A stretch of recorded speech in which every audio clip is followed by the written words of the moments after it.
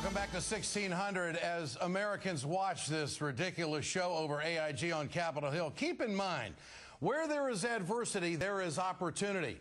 Folks, I think this story plays right into the president's wheelhouse. This president seems to have an innate ability to turn a negative into a positive. This is a real test of Obama's management skills. And, you know, he's the guy on the campaign trail that everybody said he didn't have any experience. Well, where do you go to get prepared for a job like this?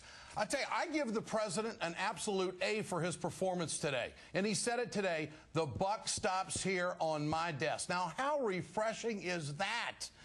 You know, he could have placed the blame on somebody else. He could have kicked Geithner under the bus. He could have benched Geithner, thrown him around, said, no, not going to do that.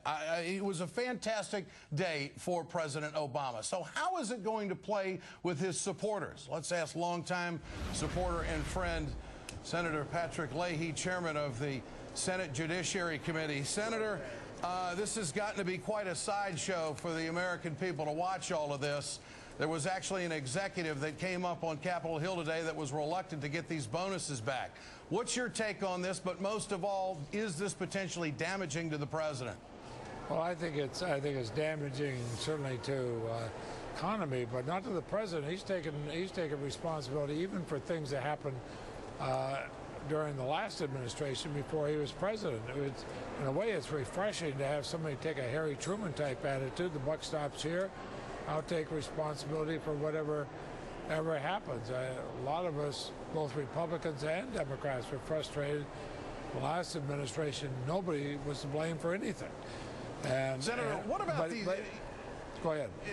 What about these contracts? From a legal standpoint, I mean, we have seen contracts in this country renegotiated. Labor does it all the time. Why can't these contracts, they got some special fine print that the American people don't know about? You know, if I'd been there, if I'd been in charge, I wouldn't have paid the bonuses at all. I would have said, look, you don't like that? Sue me. I'll be happy to go to court, have the, you can go in there and say, we need this performance bonus, even though we put the company in the tank, even though the American taxpayer's on the hook. Oh, by the way, we want these 12 taxpayers sitting here on the jury to give us millions of dollars for our mistakes. How far do you think they would get? I mean, I think I'd tell them, fine, you want the bonuses? Sue me for it.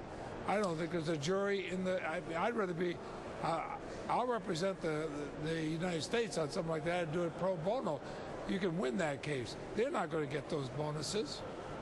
Senator, late this afternoon, the New York Supreme Court ruled that this is not trade secrets, that the names of these employees that got these bonuses could be made public. Considering the public outcry about this, how do you feel about this? Is this dangerous territory? No, I think Andrew Cuomo is right to go and seek those names and to make it public. The fact is, the bonuses should not be paid, and the fact is, these people can say they got all kinds of contracts, but the contracts were for performance, not for causing hundreds of billions of dollars worth of losses. And I think if they want it, then litigate for it. That's what the courts are for. Now, that, of course, was dealing with Merrill Lynch. Now, Senator Ron Wyden and Olympia Snowe offered amendments to limit bonuses in the stimulus package. It got killed in committee. How does this happen? Is Congress aware of where the people are on this? And you've been a real hawk, Senator, on full disclosure. What about this? How do you play this? I'm not sure what happened in the committee. I'm not on that committee. But, of course, if the American taxpayers are going to pay the bill, we ought to be able to set the rules. We're talking about millions of dollars to people who screwed up.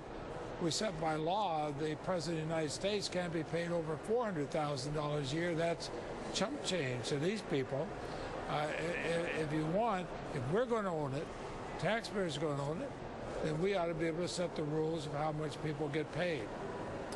Senator, you also have been at odds with the former Vice President of the United States when it comes to information. This is what the former Vice President had to say on a weekend show. Here it is. I think those programs were absolutely essential to the success we enjoyed of being able to collect the intelligence that led us to defeat all further attempts to launch attacks against the United States since 9/11. I think that's a great success story. It was done legally. It was done in accordance with our constitutional practices and principles. Senator, only you can respond to that. I mean, that's Dick Cheney's world right there. That's his made-up Constitution. Your thoughts on it?